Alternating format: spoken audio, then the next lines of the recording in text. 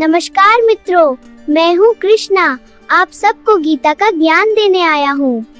आज मैं पढ़ाता हूँ भगवत गीता के पहले अध्याय का 28वां श्लोका। पिछले दृश्य में मैंने अर्जुन से कहा था कि वह कुरु सेना को देखे। अर्जुन को अपने मित्र और संबंधी दिखे और वह करुणा से भर गया। संजय अपनी दिव्य दृष्टि से सब कुछ देखकर धृतराष्ट्र को बताते हैं।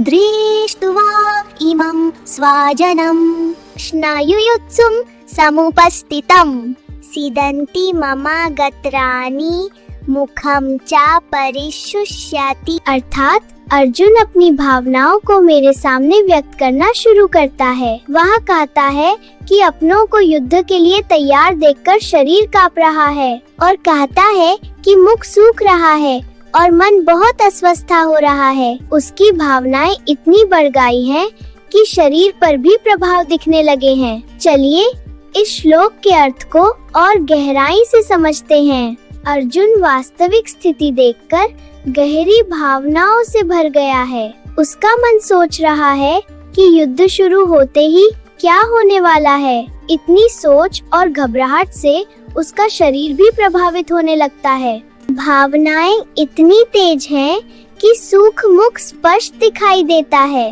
ये सब इसलिए क्योंकि वह अपनों को युद्ध के लिए सामने खड़ा देख रहा है।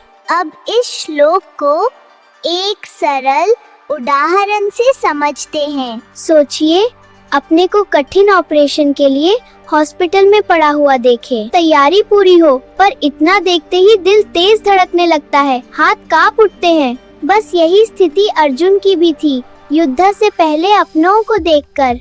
जब सच सामने हो, भावनाएं कभी कभी शरीर पर भी प्रभाव छोड़ देती हैं।